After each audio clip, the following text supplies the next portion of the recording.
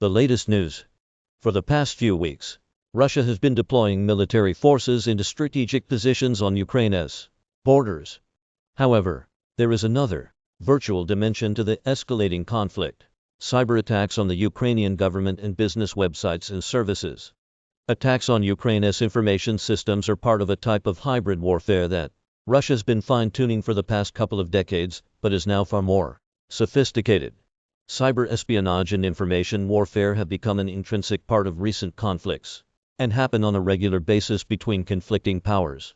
However, governments do not usually publicly claim responsibility for this type of activity, since this could put them in a position of declaring war against the targeted country, and provoking counterattacks and sanctions from the international community. Therefore, evidence that Russia is definitely behind these attacks is hard to establish.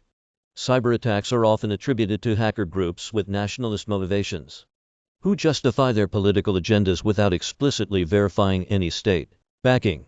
In January, there was a spate of attacks by Belarusian hackers believed to be supporting Russia. They launched a series of malware attacks against Ukrainian computer systems, with many government and other websites being defaced with provocative and intimidating messages. In mid-February, there was another round of cyber attacks, this time targeting the Ukrainian army website, ministerial websites, and some of the major banks, including Privatbank, preventing online payments and use of banking apps. These latest attacks were mainly distributed denial-of-service attacks, where a huge number of small packets of information are sent to websites and servers from multiple sources. This information overload causes the servers and computer systems targeted to slow down or collapse because of the swarm of information requests. Russian involvement in those cyber attacks is suspected. The attacks follow the pattern of similar tactics with alleged Russian backing over the past 2 decades in Ukraine, Estonia, and Georgia, including attacks on communications infrastructures and power grids. The US president and EU officials are now discussing increasing cyberspace defenses against such attacks or imposing sanctions if required. Despite all of this, Ukrainian officials have refrained from explicitly mentioning the Russian state as being behind these attacks. The above hybrid threats are also exacerbated by Ukraine's increasing reliance on information systems and the internet for important functions, such as banking, commercial activity, and even healthcare. Clearly, this transition accelerated during the pandemic and also because of lockdown is forcing citizens to use the internet for work and leisure more extensively than before. During the pandemic, cyber attacks have also increased internationally. Other countries in the region are also worried about the tactics spilling over their borders. Latvia has expressed concerns about cybersecurity risks if tensions continue.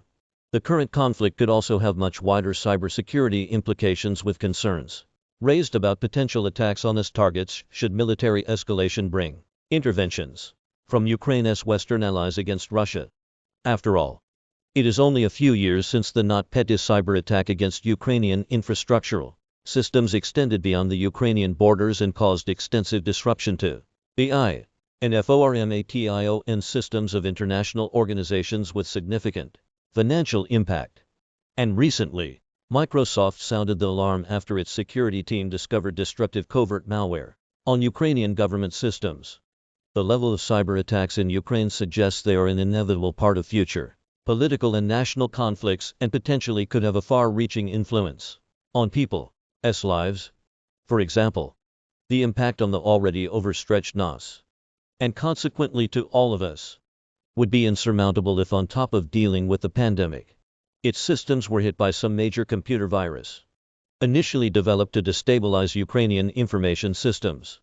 The chaos generated by the WannaCry ransomware a few years ago would be unsustainable. In the current climate, the pandemic has accelerated our transition into a more global, hybrid living environment.